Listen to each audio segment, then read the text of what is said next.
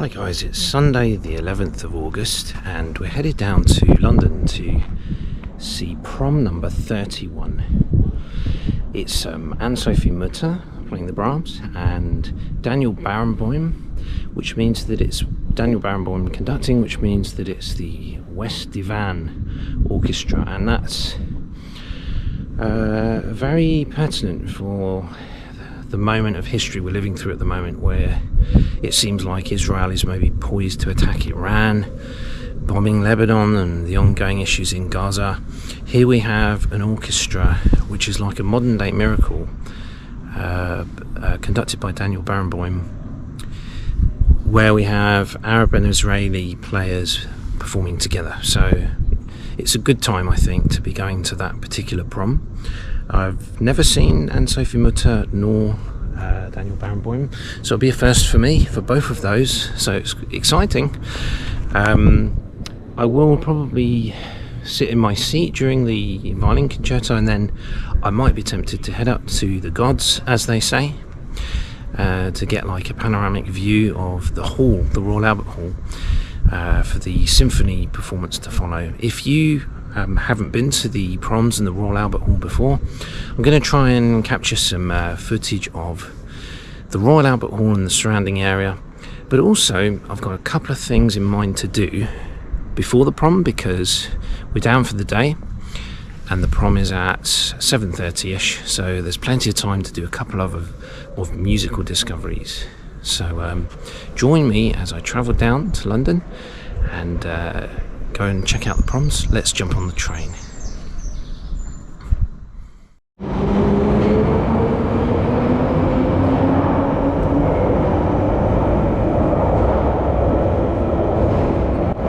Before I first stop off, let's go and check in on an old friend, the Stradivari violin in the Victoria and Albert Museum.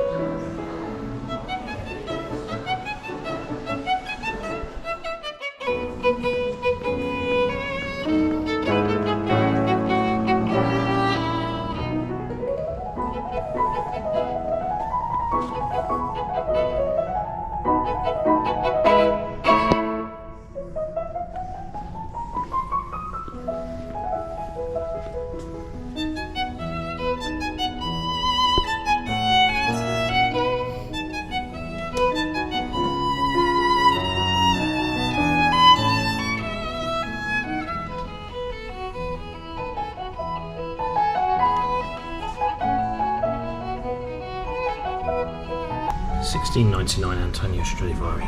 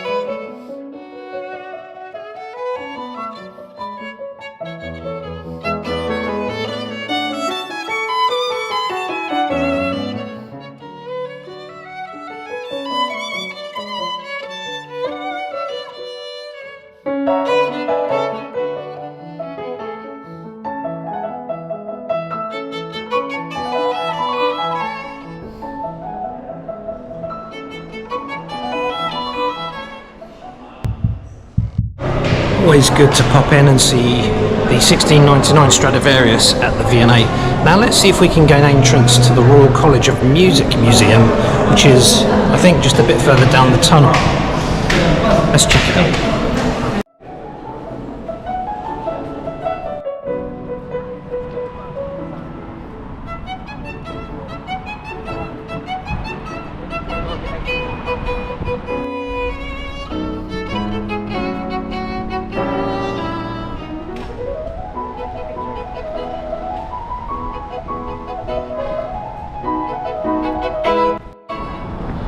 You can see the BBC PROMS sign there. There's the Royal Albert Hall, right opposite the Royal College of Music. So we'll go and check that out afterwards.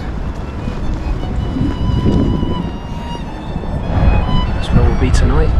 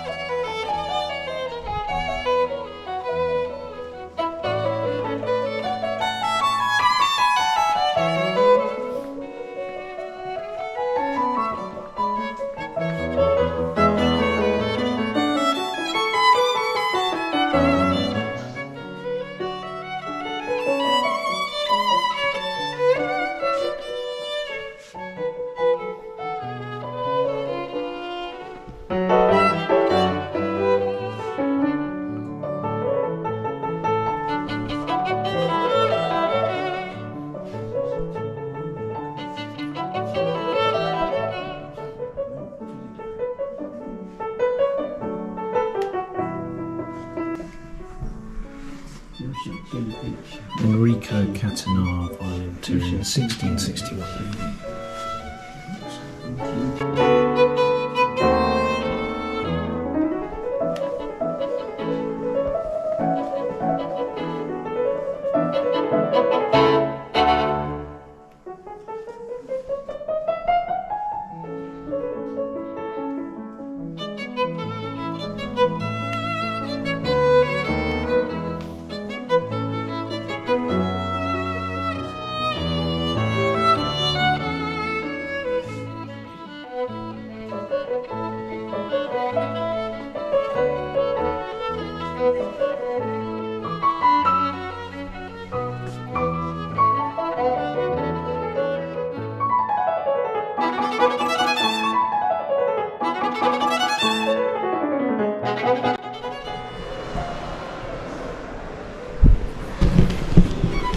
So no violins on display here, just some instruments of the violin family, but there is a viola, and it's worth coming here just for that, and I will check out that maker as well.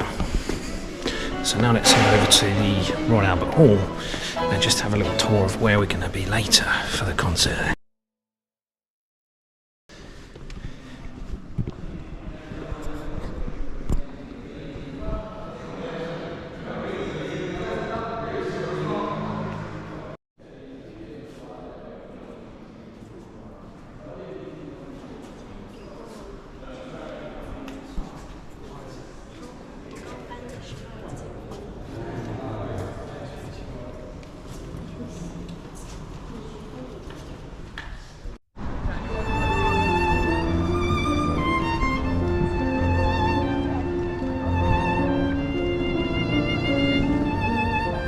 nicer view of the building of the Royal College of Music from here actually.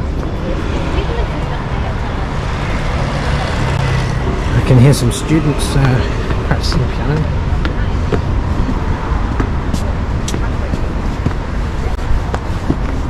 This now is the great Royal Albert Hall where we'll be tonight for the Anne-Sophie Mutter concert, Barenboim.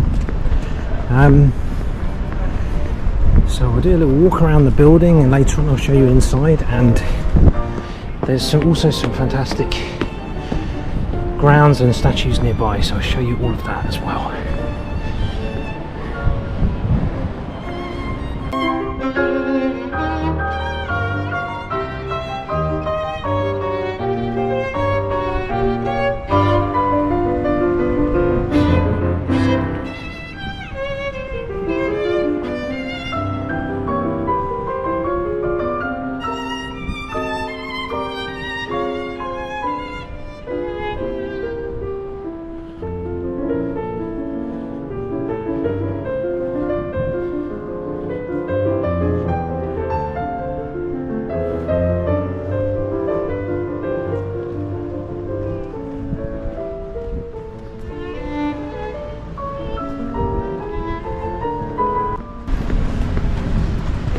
So we'll nip across the road to the park where we should see the Prince Albert statue.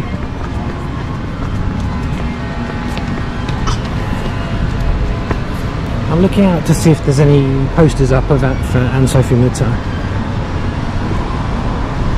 I've not seen anything yet, but there is the PROMS flag.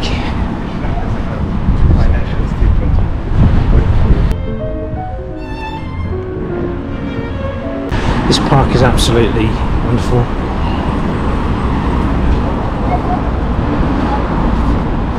And we'll get another view of the hall from over there.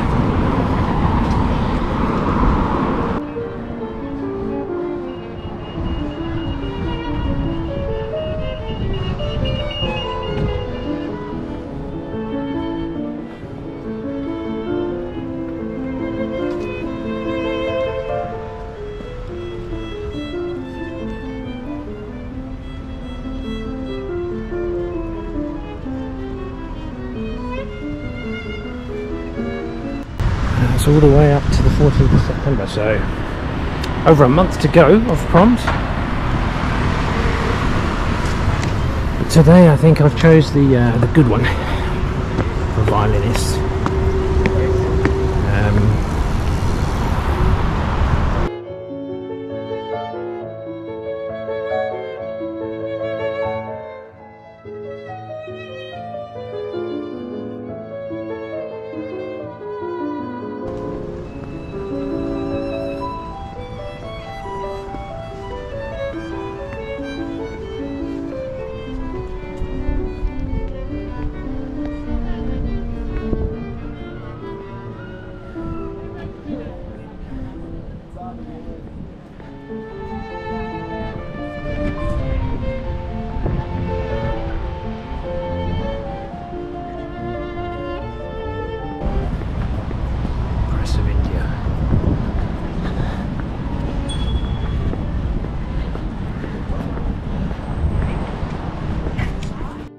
These kind of representing the far-flung corners of the British Empire, I guess.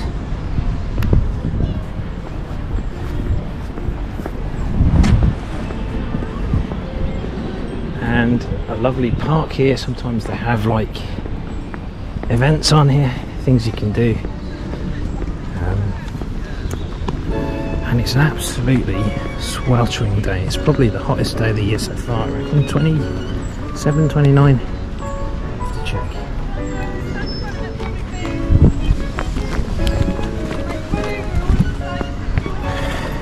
So we won't check out the park because we've got something else to do now. Next stop, Mayfair for the Handel and Hendrix house. Let's check it out.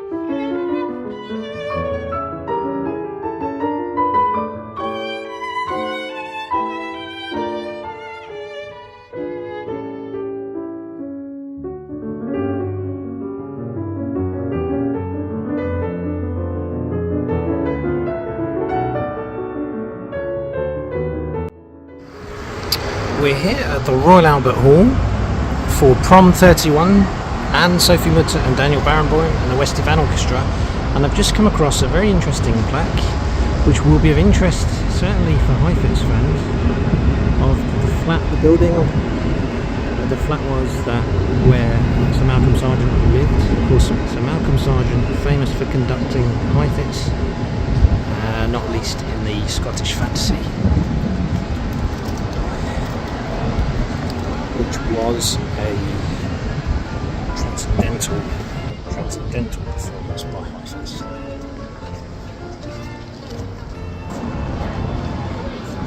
And there lived Sir Malcolm Sargent.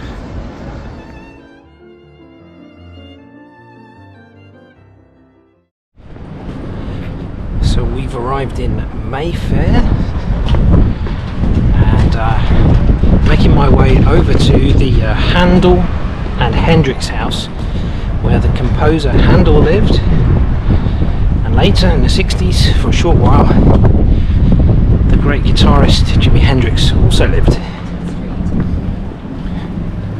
So let's go and see what it's like.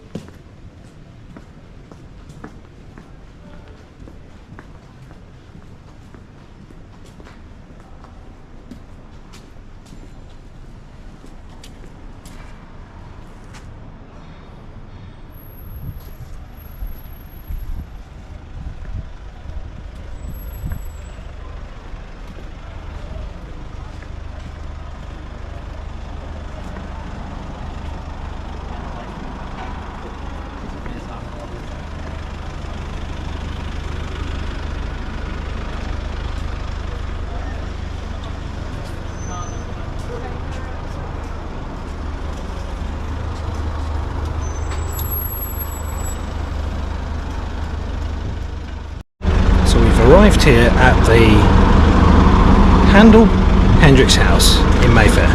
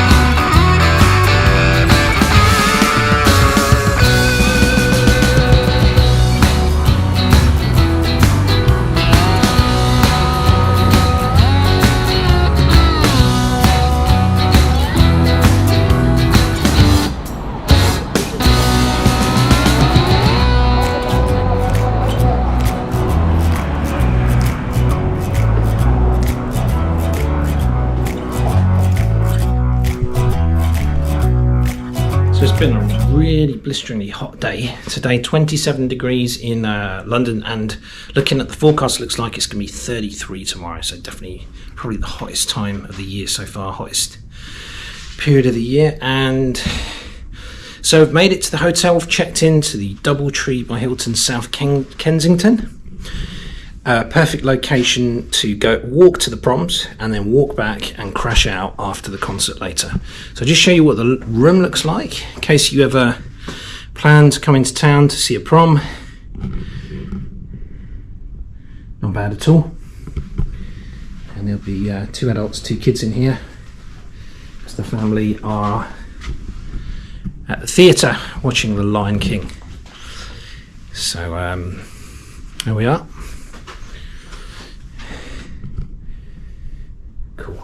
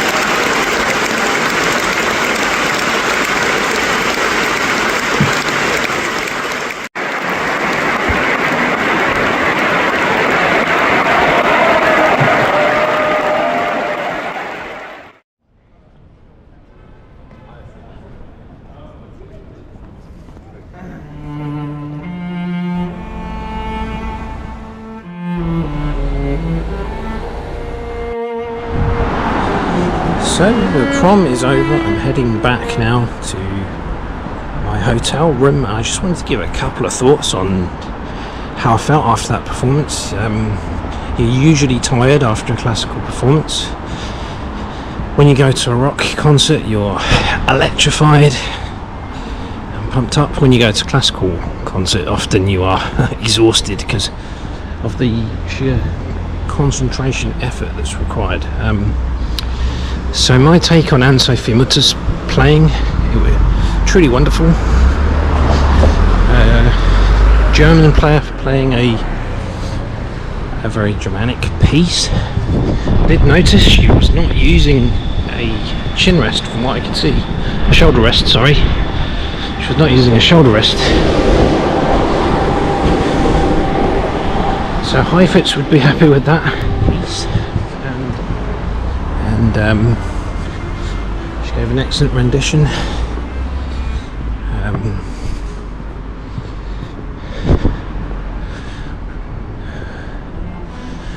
Say perhaps that she started off with not so big a sound as I had expected, but that seemed to come to fruition by the third movement, I would say. And hearing her play the Bach encore at the end was a wonderful experience, because I got to hear her Stradivarius in its full glory, so that really was a very pleasant surprise at the end. And then on to the symphony. I would say about Daniel Barenboim, what a tremendous conductor. He did look a little frail as Anne-Sophie Mutter brought him out, was holding his hand, but just not hobbling along, but he kind of did look a little frail. I guess he's getting older now. And he was sitting during the conducting. But what a conductor. He has a commanding presence. He wasn't kind of waving his stick too wildly. At times, it was almost like you couldn't really even discern that the stick was moving at certain points. The trust he obviously has in his players, I guess through sheer hard practice, the confidence he has in them. But then at key moments, obviously, he was making his presence felt. And yeah, just a privilege really to be able to see him.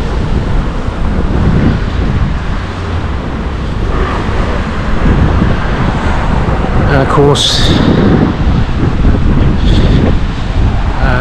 being able to see that, you know, Israelis and Palestinians can habit together peacefully and play music together. What a tremendous example he's setting there. So that's me done. I'm gonna head back to my hotel room now. And, thanks for watching. I hope it's inspired you to attend a prom, to make the journey if you haven't done already. Thanks for watching. This is Lost Play 'Em Out. Ciao for now.